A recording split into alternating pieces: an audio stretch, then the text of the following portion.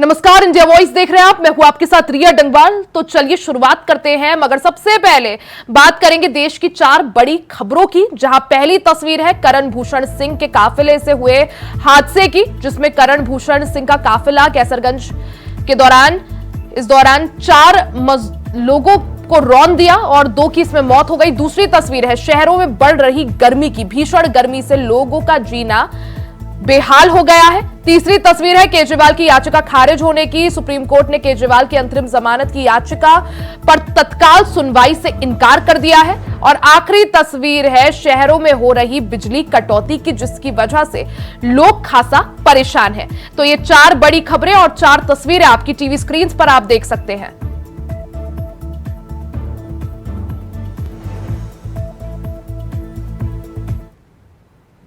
वहीं लोकसभा चुनाव के आखिरी चरण का घमासान मचा हुआ है। इसी बीच गोंडा लोकसभा क्षेत्र से बीजेपी प्रत्याशी करण भूषण सिंह के काफिले में चल रही एक फॉर्च्यूनर कार ने एक मोटरसाइकिल को टक्कर मार दी, जिससे मोटरसाइकिल पर सवार 3 लोगों में से 2 भाइयों की मौके पर ही मौत हो गई, जबकि एक गंभीर रूप से घायल है, जिसका इलाज अस्पताल में चल रहा है। बड़ी बात यह है कि जिस फॉर्च्यूनर कार से एक्सीडेंट हुआ उस पर पुलिस स्क्वाड लिखा हुआ था, लेकिन नियम अनुसार प्राइवेट गाड़ी पर पुलिस स्क्वाड नहीं लिखाया जा सकता।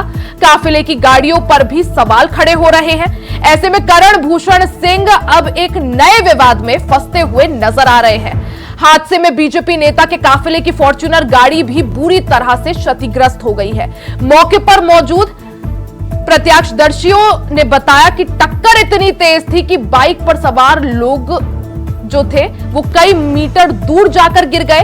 साथ ही काफिले वाली गाड़ी के एयर बैग्स भी खुल गए थे। हालांकि मौके से काफिले में शामिल सभी लोग फरार हो गए। अब सवाल जो है, कई सारे सवाल इस पूरे घटनाक्रम को लेकर उठ रहे हैं। सबसे पहले कि पुलिस के स्क्वाड में आखिर कहां से ये फॉर्च्यूनर गाड़ी आई, जिस फॉर्च्यूनर से ये एक्सीडेंट हुआ उस पर पुलिस स्क्वाड आखिर क्यों लिखा हुआ था। नियम अनुसार प्राइवेट गाड़ी पर पुलिस स्क्वाड लिखाया नहीं जा सकता। हालांकि हादसे के बाद, जब ये भीषण हादसा हो जाता है, उसके बाद काफिले में जितनी बाकी गाड़ियां मौजूद थी वो सब वहां से रफू चक्कर हो गई। हादसे के बाद मौके से आखिर क्यों करण भूषण सिंह फरार हो गए, ये भी सवाल उठ रहा है। और सवाल ये भी कि नियम, कायदे और कानून आखिर क्यों ताक पर रखे जा रहे हैं। थाना कर्नलगंज को सूचना मिली कि हुजूरपुर रोड पर क्रॉसिंग के पास एक फॉर्च्यूनर और मोटरसाइकिल में एक्सीडेंट हो गया है। मोटरसाइकिल सवार रेहान और शहजाद नाम के 2 व्यक्ति घायल हो गए हैं। पुलिस मौके पर तत्काल पहुंच के दोनों को CHC कर्नलगंज में एडमिट कराया गया, जहां पे दोनों की मृत्यु हो गई है। पंचायतनामा की कार्रवाई की जा चुकी है, पोस्टमार्टम के लिए उनको भेज दिया गया है। उनके परिजनों द्वारा एक तहरीर दी गई है। तहरीर के आधार पर सुसंगत धाराओं में अभियोग पंजीकृत किया जा रहा है। फॉर्च्यूनर को अपने कब्जे में ले लिया गया है। फॉर्च्यूनर का ड्राइवर भी हिरासत में ले लिया गया है। मौके पर शांति व्यवस्था बनी हुई है, लॉ एंड ऑर्डर की कोई समस्या नहीं है और अन्य विधिक कार्रवाई की जा रही है। तो ये पूरा मामला आपको बता रहे हैं, जहां पर गोंडा क्षेत्र से बीजेपी के लोकसभा कैंडिडेट करण भूषण शरण सिंह, जो कि कैसरगंज के मौजूदा सांसद बृजभूषण शरण सिंह के बेटे हैं। करण भूषण शरण सिंह आज अपने काफिले के साथ कहीं जा रहे थे। इसी दौरान बड़ा हादसा देखने को मिला, जिसमें उनके काफिले में मौजूद एक फॉर्च्यूनर गाड़ी, जिसमें पुलिस स्क्वाड लिखा हुआ था, वो अनियंत्रित हो गई और उसने एक बाइक को टक्कर मारी। इस पूरे हादसे में इस गाड़ी ने 4 लोगों को रौंद दिया। मौके पर 2 लोगों की जान चली गई। 2 सगे भाई इस पूरे हादसे में अपनी जान गंवा देते हैं, वहीं 2 अन्य जो है वो गंभीर रूप से घायल है। तस्वीरें आपको दिखा रहे हैं, आप देख सकते हैं ये वही फॉर्च्यूनर गाड़ी है जिसकी वजह से एक्सीडेंट होता है। आप गाड़ी की हालत देखकर समझ सकते हैं कि कितना भीषण ये पूरा एक्सीडेंट रहा होगा। वहीं आपको ये तस्वीर भी दिखा रहे हैं कि इस फॉर्च्यूनर गाड़ी के पीछे पुलिस स्क्वाड लिखा गया है। अब इस पूरे हादसे में कई तरह के सवाल जो है वो खड़े हो रहे हैं। सबसे पहला सवाल काफिले की गाड़ियों पर उठाया जा रहा है। दूसरा सवाल कि पुलिस के स्क्वाड में आखिर कहां से फॉर्च्यूनर गाड़ी आ गई, क्योंकि जिस फॉर्च्यूनर से यह एक्सीडेंट हुआ है उस पर पुलिस स्क्वाड आखिर क्यों लिखा गया था। नियम अनुसार प्राइवेट गाड़ी पर पुलिस स्क्वाड लिखाया नहीं जा सकता। ऐसे में इस फॉर्च्यूनर गाड़ी पर पुलिस स्क्वाड लिखा होना सवालों के घेरे पर है। साथ ही सवाल यह भी कि आखिर एक्सीडेंट के वक्त अगर करण भूषण शरण सिंह वहां पर मौजूद थे तो आखिर वो क्यों एक्सीडेंट के बाद अचानक वहां से भाग गए, फरार हो गए। सवाल यह भी कि हादसे के बाद मौके से आखिर क्यों करण और उनके साथी फरार हो गए। सवाल यह भी कि आखिर नियम, कायदे और कानून को ताक पर रखकर इतना बड़ा एक्सीडेंट हो जाता है और अब इस एक्सीडेंट के बाद किस तरह से कार्रवाई की जाएगी। आपको बता दें कि इससे पहले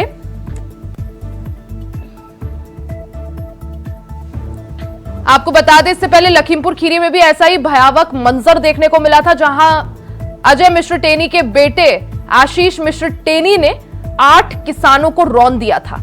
वहीं एक बार फिर से कैसरगंज से ऐसी तस्वीरें, हमारे साथ रमन मिश्रा जुड़ चुके हैं ज्यादा जानकारी के साथ। रमन, जिस तरह से ये पूरा घटनाक्रम देखने को मिलता है, बिल्कुल लखीमपुर की तरह ही भयावह मंजर, जिसमें करण भूषण शरण सिंह के काफिले की एक कार 4 लोगों को रौंद देती है। 2 लोगों की दर्दनाक मौत यहां पर मौके पर हो जाती है, 2 अन्य गंभीर रूप से घायल। सबसे पहले रमन, आपसे जानना चाहेंगे, इस पूरे हादसे को लेकर कई तरह के सवाल उठ रहे हैं। सबसे पहला सवाल कि जिस तरह से ये पुलिस स्क्वाड इस गाड़ी पर लिखा गया है, उसकी आखिर क्या वजह? क्या ऐसा हो सकता है नियम अनुसार, क्योंकि प्राइवेट गाड़ियों पर पुलिस स्क्वाड नहीं लिखाया जा सकता?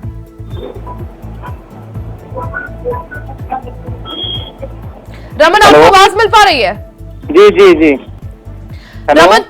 रमन, सवाल यही था कि जिस तरह से भयावह मंजर देखने को मिलता है, ब्रिजभूषण शरण सिंह के बेटे करण भूषण शरण सिंह के काफिले में मौजूद एक कार, फॉर्च्यूनर गाड़ी जो है, 4 लोगों को रौंद देती है। 2 लोगों की दर्दनाक मौत हो जाती है मौके पर, वहीं 2 जो बाकी हैं वो गंभीर रूप से घायल है। इस घटना को लेकर कई तरह के सवाल यहां पर खड़े हो रहे हैं। सबसे पहला सवाल, जिस तरह से जो गाड़ी है उसमें पुलिस स्क्वाड लिखा गया है, क्या ऐसा लिखाया जा सकता है पुलिस स्क्वाड? क्योंकि आमतौर पर प्राइवेट गाड़ियों पर ऐसा नहीं लिखाया जा सकता।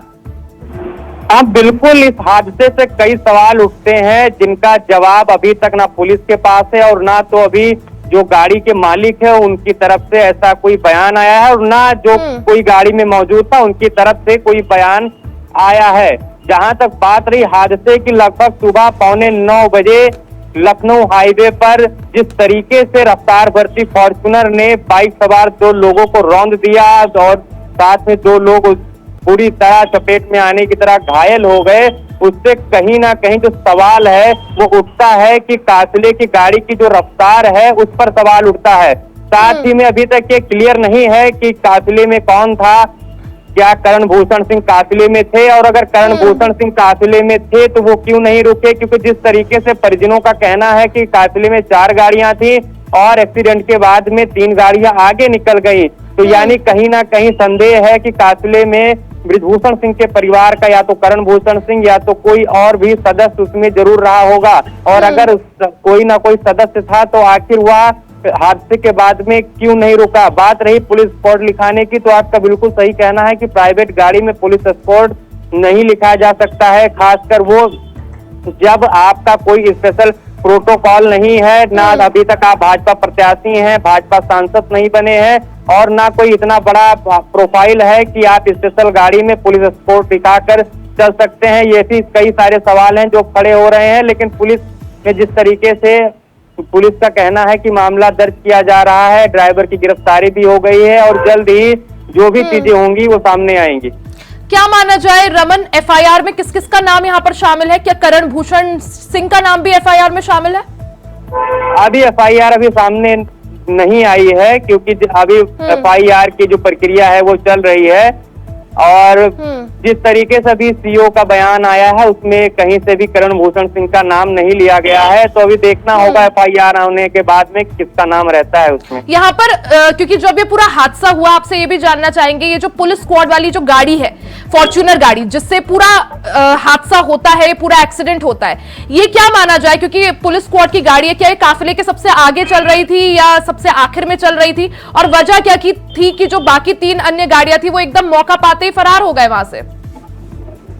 अब ये तो अभी क्लियर जितने प्रत्यक्षदर्शी हैं अपनी अपनी तरीके से बता रहे हैं, लेकिन अब ये तस्वीर साफ नहीं हो पा रही है कि ये आगे की गाड़ी थी कि पीछे की गाड़ी थी। हो सकता है पीछे की गाड़ी रही हो, काफिले में छूट गई हो और बराबर में गाड़ी कर रखने के लिए जो चौथी गाड़ी रही हो, स्पीड भरने के लिए बराबर आने के लिए उसने स्पीड बढ़ाई है और जिसके चलते ये कहीं ना कहीं ये हादसा हुआ है। हो ये भी सकता है ये गाड़ी आगे रही और हादसे के बाद में पीछे से 3 गाड़ियां निकल गई, लेकिन अभी तक कोई तस्वीर साफ नहीं है क्योंकि जितने प्रत्यक्षदर्शी हैं अभी तक सबके बयान एक तरीके से नहीं है। रमन, ऐसा ही एक भयावह मंजर लखीमपुर खीरी में भी देखने को मिला था, जहां जो लखीमपुर खीरी से जो सांसद है अजय मिश्र टेनी, उनके बेटे ने भी ऐसा ही कुछ हुआ था जब 8 किसानों को रौंद दिया जाता है। ऐसा ही मंजर कैसरगंज में, जहां बृजभूषण शरण सिंह के बेटे करण भूषण सिंह, उनके काफिले में ऐसा एक्सीडेंट देखने को मिलता है। 4 लोग रौंद दिए जाते हैं, 2 की जान ऑन द स्पॉट चले जाती है। किस तरह से इसे देखा जाए रमन, और आगे क्या माना जाए, पुलिस क्या कुछ कदम उठाएगी? बिल्कुल, अगर हादसे के जिस तरीके से भीषण हादसा हुआ है, जिस तरीके से भीषण हादसा लखीमपुर में भी हुआ था, तो हादसा तो कहीं ना कहीं से एक तरीके से लग रहा है, लेकिन जो सवाल है कि जो लखीमपुर में हादसा था उसकी नीयत पे सवाल थे, लेकिन यहाँ पर जो हादसे की कोई ऐसी नीयत नहीं लग रही है कि ये बिल्कुल हादसा ही अभी तक माना जा रहा है कि तेज रफ्तार गाड़ी की चपेट में आने से हादसा हुआ है। लेकिन जिस तरीके से आशीष मिश्रा के पिता अजय मिश्रा टेनी बड़ा नाम थे, वैसे बृजभूषण शरण सिंह और खुद करण भूषण सिंह भी अब भाजपा प्रत्याशी, ऐसे में बड़ा नाम होने के चलते हाई प्रोफाइल मामला हो गया है। और अब सवाल तो उठ रहे हैं कि आखिर जिस तरीके से काफिले के नाम पर जिस तरीके से ज्यादा गाड़ियां लेकर चला जाता है, ज्यादा स्पीड में चला जाता है, जिससे आम लोग परेशान होते हैं और कहीं ना कहीं इसी कारण से रमन, सवाल ये भी कि जिस तरह से गोंडा में पूरा हादसा हुआ और माना यही जा रहा है कि करण भूषण शरण सिंह का जो काफिला था उसमें ये गाड़ी मौजूद थी, लेकिन सवाल ये भी कि जिस तरह से करण भूषण सिंह जो है अभी सांसद नहीं बने हैं, सिर्फ वो एक बीजेपी कैंडिडेट है, प्रत्याशी है, तो ऐसे में क्या पुलिस स्क्वाड लेकर वो चल सकते हैं?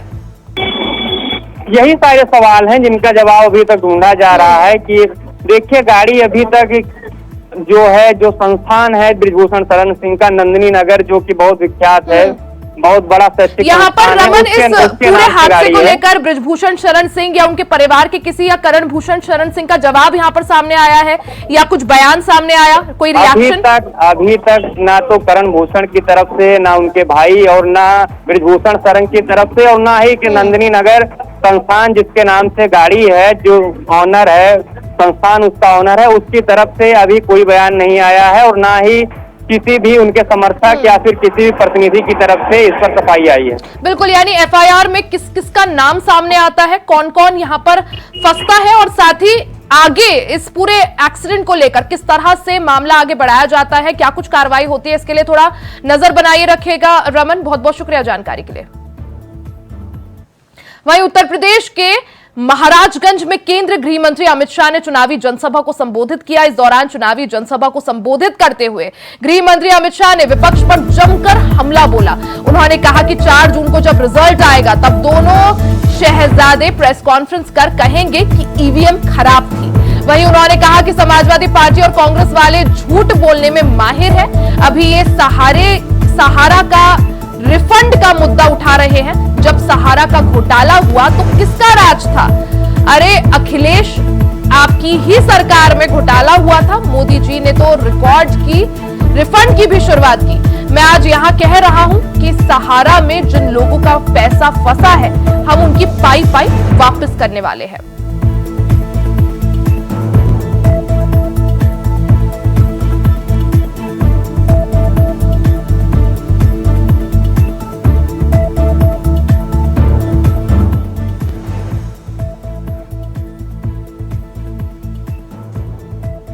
आज मैं एक बात कहकर जाता हूं, 3 तारीख को सब लोग याद कर लेना, 4 को काउंटिंग है, 4 की दोपहर को ये दोनों शाहजादे प्रेस कॉन्फ्रेंस करेंगे और प्रेस कॉन्फ्रेंस कर कहेंगे ईवीएम खराब था इसलिए हम चुनाव हार गए। इन्होंने तय कर लिया है कि हार का ठीकरा ईवीएम पर फोड़ना है। राहुल बाबा, नाचना न आए तो आंगन टेढ़ा वाला आपका हिसाब है, आंगन टेढ़ा वाला। ये सारे समाजवादी पार्टी कांग्रेस वाले झूठ बोलने में माहिर। अभी ये सहारा रिफंड का मुद्दा उठाते, मुझे बताओ महाराजगंज वालों, इस सहारा का घपला कब हुआ, किसका राज था? जोर से बोलो किसका था, और जोर से बोलो किसका था? अरे अखिलेश, आपकी सरकार में घोटाला हुआ, मोदी जी ने तो रिफंड की शुरुआत की और 3.5 लाख लोगों को रिफंड दिया। आज मेरी बात आप लिख कर रखना, 85 करोड़ लोग, 3.5 करोड़ लोगों को 85,000 करोड़ का पाई पाई सहारा का हम वापिस करने वाले हैं, वापिस करने वाले। मुख्यमंत्री योगी आदित्यनाथ ने बुधवार को हाटा कुशीनगर में जनसभा को संबोधित किया। उन्होंने कुशीनगर लोकसभा क्षेत्र से सांसद और बीजेपी प्रत्याशी विजय कुमार दुबे को दोबारा सदन में भेजने की अपील की। उन्होंने कहा कि कुशीनगर जनपद साक्षी है कि हम लोग 1985 से 2019 तक नारा लगाते रहे, रामलला हम आएंगे, मंदिर वही बनवाएंगे, लेकिन सपा, बसपा और कांग्रेस राम मंदिर के मार्ग में बाधा बनती थी। पर जैसे ही कमल को आपका आशीर्वाद मिला, केंद्र में प्रधानमंत्री नरेंद्र मोदी और प्रदेश में मुझे अवसर मिला, तो एक झटके में सारी बाधाएं दूर हुई और अयोध्या में राम मंदिर बन गया।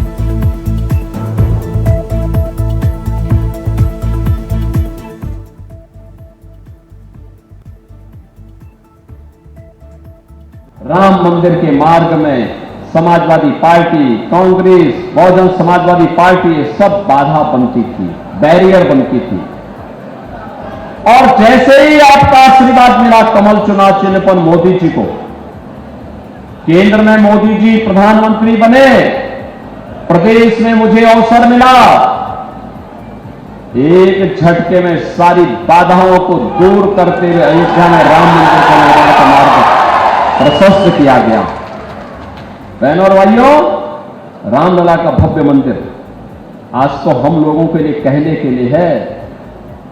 हम अपनी वर्तमान और भावी पीढ़ी को कह पाएंगे कि देखो, राम मंदिर का निर्माण हमारे सामने हुआ, हमने अपनी आंखों से देखा है। और मैं तो कहता हूं, जिसने कमल चुनाव चिन्ह पर वोट दिया है, वह दावा पार ठोक करके कहे कि हमने राम मंदिर का निर्माण किया है। ये हाटा में हर बार दंगा होता था, हर बार दंगा होता था। आपने पिछले 7 वर्ष में दंगा करते हुए किसी को देखा है क्या? आज कोई दंगा कर देगा क्या? आज कोई डोल यात्रा रोक पाएगा क्या? आज कोई गौकशी कर देगा क्या? आज किसी बेटी और व्यापारी की सुरक्षा पे कोई सेन लगा पाएगा क्या? नहीं लगा पाएगा, क्योंकि उसे मालूम है अगर लगाएगा तो फिर उसका खामियाजा भी भुगतेगा।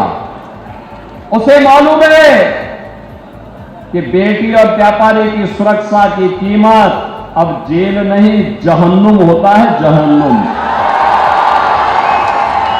उसे मालूम है अब रामलला ही विराजमान नहीं होंगे, अयोध्या में तो रामलला विराजमान होंगे, लेकिन जो देश की सुरक्षा के लिए खतरा पैदा करेगा, उसकी राम नाम सत्य है की यात्रा भी निकलेगी।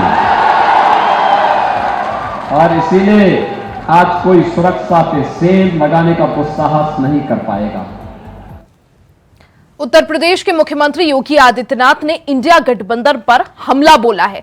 सीएम योगी ने विपक्ष पर हमला बोलते हुए कहा कि विपक्षी पार्टियों ने संविधान का मजाक उड़ाया है। संविधान लागू होने के बाद बाबा साहेब भीमराव अंबेडकर के खिलाफ जाकर तत्कालीन कांग्रेस सरकार ने संविधान में धारा 370 को शामिल किया था। बाबा साहेब धार्मिक आरक्षण के खिलाफ थे, लेकिन कांग्रेस ने SC/ST का आरक्षण छीनकर मुसलमानों को देने का काम किया है। देखिए, भारतीय जनता पार्टी ने और एनडीए ने लोकसभा चुनाव प्रारंभ होते ही मोदी जी के नेतृत्व में भारतीय जनता पार्टी 370 और एनडीए 400 पार के लक्ष्य को प्राप्त करेगा, ये देश को एक स्लोगन दिया।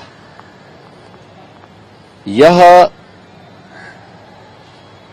देश के आम जन का मंत्र बन गया। हर ओर, उत्तर, दक्षिण, पूरब, पश्चिम, जहां कहीं भी आप जाएंगे तो आपको एक ही नारा सुनाई देगा, एक ही स्वर आपको सुनाई देगा। आम जनमानस के मन में एक ही संकल्प दिखाई देगा, और वह है कि फिर एक बार मोदी सरकार, अब की बार 400 पार। देखिए, संविधान का सबसे ज्यादा माखौल कांग्रेस पार्टी ने और उसके इंडी गठबंधन से जुड़े हुए लोगों ने उड़ाया है और आज भी उड़ा रहे हैं।